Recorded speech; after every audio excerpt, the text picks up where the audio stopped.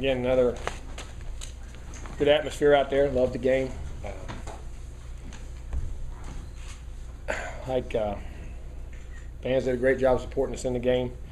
The team, I think you saw a tale of two halves, in my opinion. I think you saw what a team can do in the first half when it's not totally focused or it presses itself. I don't think focus was the issue. I think it just presses, wants to go out and show you how it plays well so bad. In the second half, when the team relaxes and plays up to its capabilities, and still had mistakes, still had silly things. I mean, we had so many motion penalties, giving up third and longs, not winning field position battles, putting ourselves behind the 8 ball, and we did that against a very good football team. That front 7 on defense is really good. Skill guys on offense, a quarterback, and we overcame it. We have to get better. I mean, I'm excited how we competed in the game. I'm excited how we kept poised and come back. I'm not happy that we got to learn to put those things away. We've got to learn to put those things away. But we're getting there. Again, we just got to keep evolving. This team keeps evolving into what it does.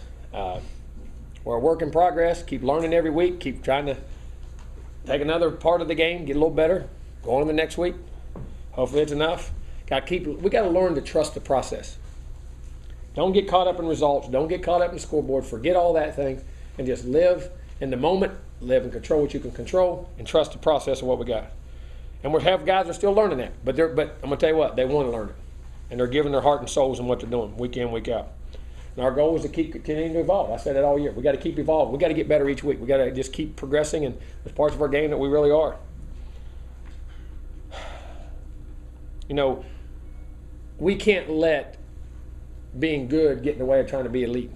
And what I mean by that is worrying about trying to do this. Just go play.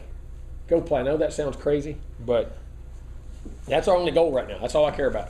And learning to take that off of ourselves and just play, I call it mind-free, heart-full. Play for the guy beside you, see things, react, and play. And don't worry about circumstances or trying to do too good. You know what I'm saying? I mean, guys want to do everything just perfect.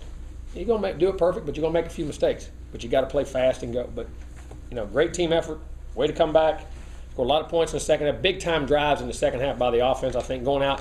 Dalvin made an incredible run to start things off. I mean, Dalvin's Dalvin. I mean, I don't know what to say. I kind of sat there with my mouth open. I mean, he just makes play after play, but what a competitor. In the moments, catching the ball. Thought Everett really stepped up in that game. I mean, took care of the football. Well, I was proud of him. He made the plays when they were there, but he threw the ball away when they weren't. I mean, getting us out of tough situations, scenarios. And he wasn't perfect. He left some things out there.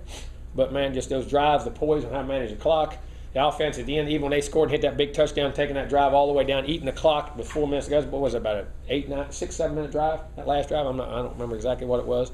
And we scored, finished it off with a touchdown, got up 3 scores. I mean, extremely proud. Then the defense played real. We got a lot of pressure on the quarterback. That guy, he never really beat us with his legs a lot in the game. We pressured him, got sacks. He made some scrambles and made some plays, but we got him on the ground a lot.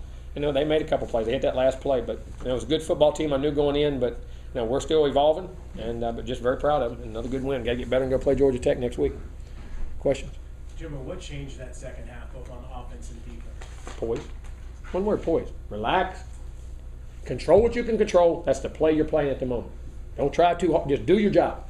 Do what I'm asked to do and do it for the guy beside you. And I know that sounds crazy, but that's exactly what happened. At what point did you see the guys relax? Was it after Dalvin's touchdown run, or when? No, because they come right back and made a big drive right there. We had a couple. We're having too many penalties, too many young, inexperienced emotions, hitting that quarterback late, some things are doing that. But I didn't ever see them. I saw them relax, but the intensity and the focus was just going and being themselves. That second half, I just felt it. What did you tell them at halftime? That I was disappointed in the first half because it had nothing to do with the opponent in a bad. I don't mean that in a bad way. I mean, they played a great game. They were part of it, a big reason. But it was us with silly penalties, self-inflicted wounds, and that I'm not mad at them, but I'm not happy with them, and they're selling themselves short because they don't have any clue how they don't respect how good they really are. They don't know how good they are. They're a really good team. If they'll relax and play, can do whatever it wants to do. I said, but at the end of the day, I can motivate you, I can talk to you, I can give you all the words of encouragement. At the end of the day, you got to make your mind up to do it. Jimbo, On each play, I'm going to put my feet in the ground. I'm going to do what I'm coached to do. I'm going to remember what coach says to do, know what the guy beside me, and do it. Then I'm going to get back in the huddle and do it again. And that's simple. How's it Jimbo, been how from close the did you come when Dalvin pulled up after that pass reception in the second quarter and went right to the training table? How close do you think it was to maybe sitting him down for a little Didn't. while? But he come out and said he felt he just got tight. And then when the trainer checked it, he said it was tight. It wasn't no pull. Wasn't even like last week. It wasn't even half as bad as last Not week. that bad of a- Mm. How was So it different from the South Florida halftime where you could tell them to have fun? This one you told them just relax. because you got to start evolving. At the end of the day, you got to have fun. You got to be a kid. Now sometimes you got to grow up. This team is a really good team if it plays up to its capabilities every week and forgets about it. Youth is not an excuse. There is no age limit on being good if you want to have the focus and the poise to go do what you got to do. You know what I'm saying? It's time. Sometimes you pat him on the back. Sometimes you got to kick him in the tail. And it was time to kick him in the tail. Jimbo, Kermit had another big day today and big chunk play there in the second half. What does he bring to your passing game right now? Anyway, he's running precise routes. He's blocking very well. And then at the same time, when he gets that ball in his hand, he's getting north-south. He's making those plays, and we're finding different ways to get him the ball.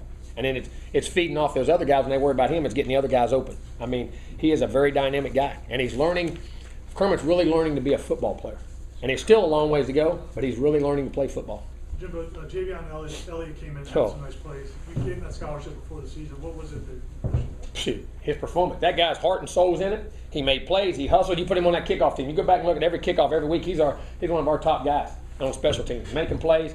Hey, we need to play in there. Defense. We had some guys hurt, guys injured, things going on. He has played his tail off in practice, gotten ready. And I don't know if people in today's time, with as many people playing football, and the walk-ons in the old days we reward them very high, but trying to get on field at an elite level at a school like this, with the way we recruit, to walk on to here, to get a scholarship, and to go out and make plays on special teams, and then go play with those guys on defense and make a play in a big game that kind of help turn that thing around. I don't know if we really appreciate, how hard of what that young man has done, what he has done, and how big that is, how hard that is to do, especially on a team that has a lot of talented players. And I'm gonna tell you what, there's an example. Don't care. I'm just gonna go play and earn his respect, and our teammates love him. Our team loves him. How is Trey Marshall? Injury, I can't tell. We'll have to wait and see, but it don't look good. Jimbo, Everett was so pressured, even in the second half. When he was making plays, he was pressured the whole game. But yet, still, another game with no turnovers through 6 games under the pressure he's under. That's gonna Thank you. I appreciate that, Tom. I mean, just talk about that ability for him to avoid. Well, I mean, he's playing aggressive football, but smart football. And that's how if you put yourself in that frame of mind, everybody says make plays. No, don't make plays. Make the plays that are there. Don't foresee plays. Don't try to force plays. This game, if it's there, make it. If it isn't, and what I do with it, I'm missing a safe zone. If I get pressure, I throw it away. Don't be a hero. A hero is a guy that does his job and is consistent. And that's what he's learning to be. He's respecting the game. He's not respecting the ball as much as he's respecting the game. Because if you do things right in this game, it rewards you. If you take shortcuts, it'll bite you right in the tail. And he's respecting the game, playing the game. What's there, he's taking, seeing it. And when he's missing in safe zones. If not, he's throwing it away. Jimbo, what do you like about his 2 touchdown throws? They're both kind of different. He had 3. The one to Rudolph, I guess, that's late, and then the one to Kermit. Well, we had double move on the second one, and we knew it was cover 2. And where he knew the safety got out whack, but the backer got deep, and he threw it. So if he missed that one with the air on it, it was going to go out of the back of the end zone. Put it right where we get it. No one gets it. Tremendous read, tremendous eyes. I mean, great play. And then what was the other one you say? To Kermit, the 70-yarder. Yeah, I mean, we had a play. They covered it. Mm-hmm. We went 1, 2, 3, 4. Went through his progression. Broke the scramble, and then our scramble. We're learning to scramble with him. We have been doing that very poorly, by the way. Our backs, receivers, and tight end haven't been doing a good job in the scramble. We've worked on that and getting back in vision to him, keeping plays alive, and Kermit do it. And I mean, when you give him an inch now, I mean, we forget that's the fastest guy on the field. Were you upset with the second down play of that drive? It looked like What was it? It was a throwaway. Dalvin got like 3 or 4. Yeah. We missed a signal. We missed it. It was a missed signal is what caused it. It was a missed signal. Yeah, we misinterpreted the signal. Thank you. I appreciate that. I was in a good mood. You guys, I'm trying to be in a good mood. I was listening. He was able to Start out like bounce that. back and score. May have talked about this earlier. Nice tie. Why is your team evolving to a better team in the third quarter? Huh? Why is your team evolving to a better team? Well, I think they start to trust the process in the game, and I think they believe in each other, and we take a lot of pride in that. Hopefully, I mean, but I think they just keep believing in each other and keep pushing. And again, we got a great group of kids who won't quit, and they fight themselves into a rhythm of how to play. Jimbo, it was 20-14, and you got two really aggressive defensive plays. Jalen Ramsey throwing a receiver out of bounds basically on the screen, and then Derwin on the sack.